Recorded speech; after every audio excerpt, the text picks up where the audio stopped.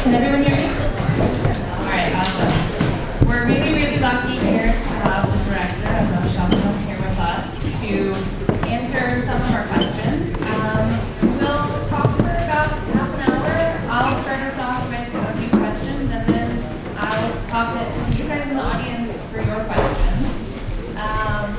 But I consider it a great honor to be here with you today, Adar. You may have heard folks introduce me a little bit before, but my name is Skyler Inman. I'm a PhD candidate. Louder? Okay. I think Adar's mic is like twice as loud as mine. No, it's good. I'll just keep my mouth closed. My name is Skyler Inman. I'm a PhD candidate in anthropology at Brandeis, so very close by here. And my research topic is actually Eritrean refugees in Israel. So this was like watching my dissertation come to life. In a very Hollywood way, which is very cool. And I think just to start us off, my first question is about the origins of the movie, because this community has been in Israel since about 2006. At its height, it was about 50,000, 55,000 African asylum seekers living in Israel. It's about half that now. But it's been 15 or 20 years that Eritreans and Sudanese mainly have been living in Israel. And this is the first time I've ever seen a feature-length movie featuring a main character who is an asylum seeker from Africa in Israel that hasn't been a documentary. And I think it's really rare. I think your approach is really interesting because it's such a heavy topic, and this was a comedy, and we were all laughing very frequently, in addition to being touched. So I'd just love to hear a little bit about how the idea for the movie came about and how it got executed in this way. Okay, so first of all, it's a great honor to be here and excited. And excuse me for my English. I will try to speak as best as I can. So the idea came from actually three writers that wrote this movie together with me. They were working in the south of Tel Aviv in a nice office. They built their nice new buildings, and every day when they went down to drink their espressos, they heard stories of everybody was walking through there, and they heard like people talking about the same topics that they do at home. If it's a father and son talking between themselves Hebrew because he was born in Israel already, and they're talking about the game that was last night or something like that. But it's like we don't see these people.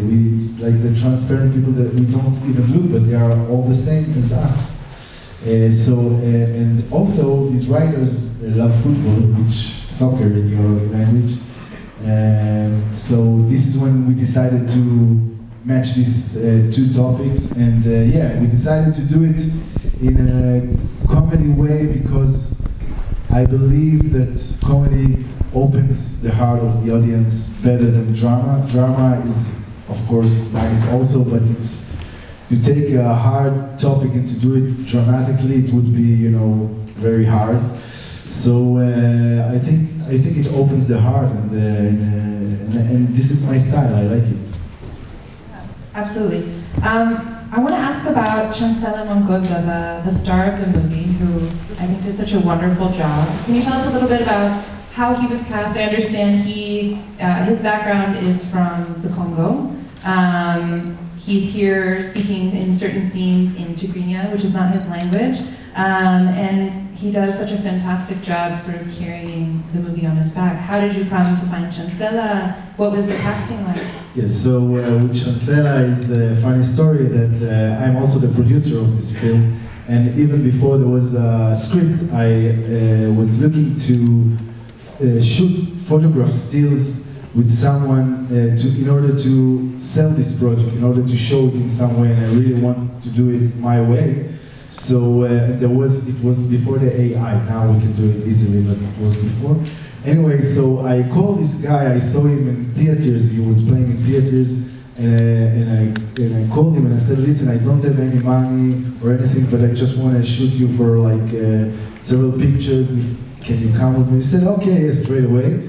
And like 5 minutes after we met, I told him, "Listen, you are my main actor. I don't do auditions, I don't do anything, because he's like such a great guy, and he was so optimistic, and this is exactly what I was looking for. And actually, when we wrote the script, he was in mind already. We saw his face, so this is why it's really a great combination. And yeah, I love him, and I wish he'd be here, but he can't. So I actually discovered this film a little while ago when I saw an article about it coming out as the first film to be released in Israel after October 7. I would love to hear about your experience deciding to release the film at such a heavy time, and also your experience showing it in different venues in Israel and what that was like.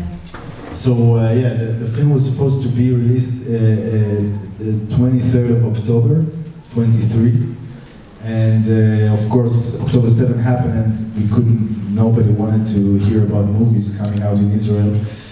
And so in the first days of the war, I went with I have a driving license truck, and I went to soldiers in the south and the north to help. But then after a few days I said, okay, but I need to, there's enough drivers, what can I bring something special of my own?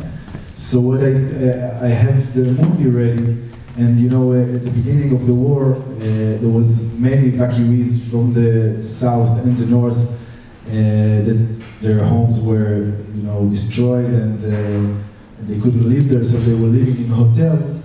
So that's when I took my movie, and I did like many screenings, like around 50 screenings from the south of Israel to the north, and this is actually was the premiere of the film.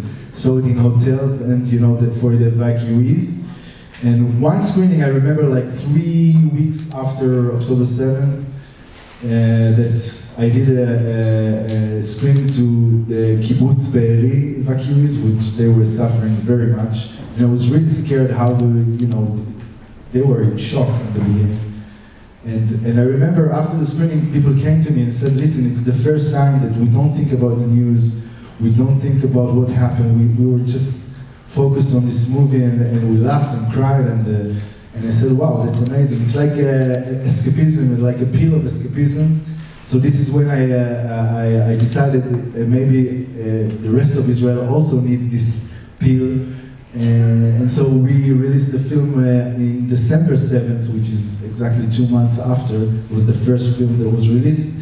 And it was really successful in Israel. People really liked it, like 200,000 people watched it, which is a lot in Israel, also not during war. So it was kind of an escapism pill to the audience, to the people. And yeah, it was really, this was a hard decision to take, because I didn't know how the audience would react, but he reacted pretty good. It's interesting to hear you describe it as a sort of pill that offers a bit of escapism from the situation, because in one way it is this, you know, thing that was created before the war, so it shows a world without the current situation. But on the other hand, it does talk about, you know, a very real social situation, and talks very much about the, you know, issues of racism and exclusion and poverty that happen to people in this community. So I'm curious, how have people reacted to the kind of message behind the plot there? You know, it was the mission of the film at the beginning was to open the eyes of the audience to the transparent people, to look, just to look, you know, it's not only asylum seekers, it's also homeless people, the people that you don't look when you walk the street. And this was the first mission, but after October 7th, it had another mission, because after October 7th in Israel, like the first 2 months, let's say, people were like in real shock. I was in shock. Everybody was in shock for real. It's like I never felt a thing like that before, and it was nobody talked about anything but that. Of course, you live it. You live inside it, and the news every day, pictures from the news. It's like crazy. So the mission was to a little bit distract the people, give them a different thing. And yes, it's important thing. another important thing, but in Israel, after October 7th, when you talk about something else that is not the war, it's okay. We can talk about anything now. And it's also a comedy, and so people reacted really good, and so this was a new mission for the film in Israel.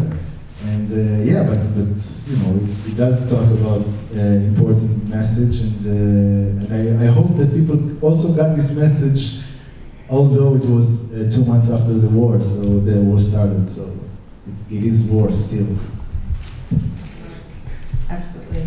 My last question, and then I would love to give the mic over to some audience members. I guess my question would be, as you know, an American who would call this soccer and not football, you might be surprised to know I'm not particularly knowledgeable about Israeli soccer teams. Is the team that we see in the movie based on a real team? And if so, how did fans of that team receive this film? Yeah, there is a team called Maccabi Netanya in Israel, of course. They reacted pretty nice because we chose this team because it's a question that I've been asked all over, because why did in Israel? I mean, why did you choose Netanya? Why not Tel Aviv? Because first of all, the first answer for that is that it's the most unhated team in Israel, which is important because I wanted people, because every team there are, if you are in Jerusalem, you hate Tel Aviv, and if you are Tel Aviv, you hate Haifa. It's like, so I really wanted to choose some small team, and also in a big team, it's never could happen, and in Netanya, it's like anything can happen in Netanya. And also it's by the sea, which is also something that I saw in my mind, that the ocean, not the ocean, the Mediterranean Sea, that it's got horizon, and so it's, why not? Why not Netanya? Why not? Does anyone in the audience have a question? Yeah. You mentioned this is a complicated subject, which is treated in comedy, but it's not a pure comedy. It's a comedy tinged with great sadness and some social tragedy. And as a writer, that's a difficult task. I'm curious, you and your co-writers ever tempted to go with a totally happy ending, where you have him marry the owner's daughter?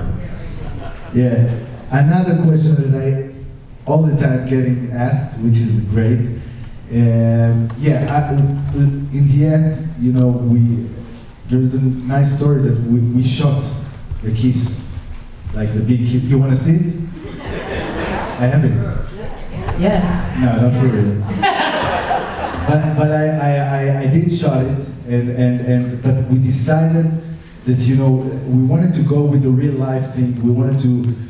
It's a bit of sweet, and this is real life. If it was too sweet, you say, oh, come on, no, this is not real life. And this is real life. We wanted to live it like this. When he's running and running and running, and all his life is running, he will keep on running. He's still running right now.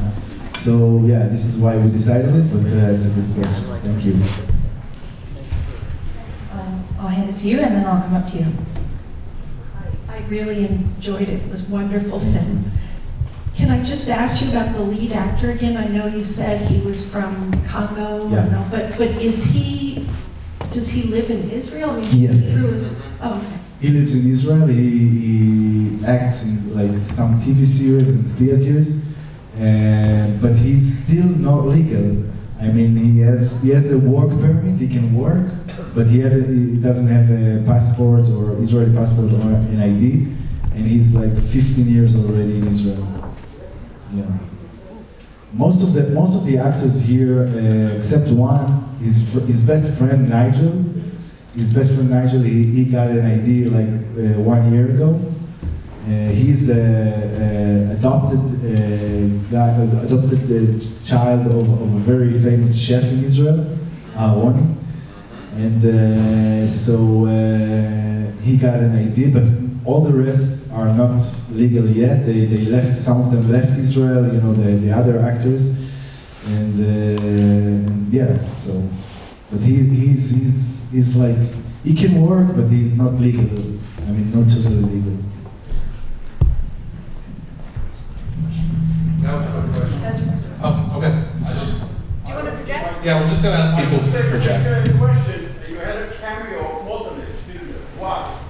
Motel Spiegler? Yeah. Why? It's a private joke because he was in Maccabi Netanya I know. many years ago. Most of the people don't understand it, but we wanted to bring like a star of a real team. And he's not a great actor, I can tell you that. And he was really funny because he was when we produced the film. After his shooting day, it was like the 11th or 12th day of shooting. He just came every day after it to be with us, with the production, because he was bored and and said, yeah, but he's a great guy, yeah, great guy. Which one was he? Which Player was he? he wasn't player. He was just a guest when he hugged at the end in the bar mitzvah. He hugged the manager. This is Motel Spiegler, yeah. Is there a way for us to watch this again? Is it going to be on TV? Is it going to be anywhere else in the theater? Yeah. Hopefully it was great. Thank you so Do much. you want to repeat the question for people? Yeah. Sorry, my microphone is either very strong or very weak. The question is, how can people watch this again after today? Right now you can't, unfortunately. I'm trying to get it into Netflix because I have some complicated matters because it's Keshet movie. If you saw at the beginning, it's a Keshet film. So but I'm trying to get it to Netflix. I will succeed at the end. So I will let you know when it will be on Netflix soon. Great. Yeah, we have another question. During the movie, I was thinking a lot about the band's visit and the situation of Israel inviting someone, being misled, being misunderstood, finding themselves in the wrong position. It usually, as you said, it won't be the biggest city. It never will be Jerusalem or Tel Aviv. It will be Petah Tikva, Netanya, Dimona, and places like that. And I want to ask, what other movie gave you some inspiration and you found yourself in their path? So first of all, The Band Visit is one of my favorite movies in the world, and it was a big inspiration for me. Also, I really liked Intouchables. It's not an Israeli film, but it's a French film, and I liked it very much. So it gave me a little bit of direction, and also Ted Lasso, which is it's Ted Lasso meets Intouchable meets Band Visit. This is how you like it, the Americans do. Say something like that, yeah. So thank you. Any other questions from the audience? Going to do a sequel? Sequel. Let's think about it. He went to Germany, right? Yeah. So we can do a co-production with Germany when he lives in Germany and he wants to come back to Israel because Germans are like, I like Israel. Yeah, we're thinking about it. So I think for last question, what is next for you? What to expect? So I'm also a producer. So right now I'm producing a TV series from Netflix called Bros. It's the second season. It's already the first season of Bros is on Netflix, and I have several things that I'm developing. Surprise! I can't tell right now, but I hope to bring it here in like 2 years because it takes time to produce a movie. Can I ask, what is the name of the current program on Netflix right now? Bros, like brothers, bros. Oh, Bros. Oh, good. Yeah, BROS. I'm going to watch it. You're gonna watch it, and the second season is coming in like 1 year. It will be already there too. So, okay. Great. Well, Thank we you. can keep the conversation going afterwards. Thank you guys. Thank you. Thank you so much. On behalf of the BJF team and the JCC team, please eat on your way out. Thank you all for being here.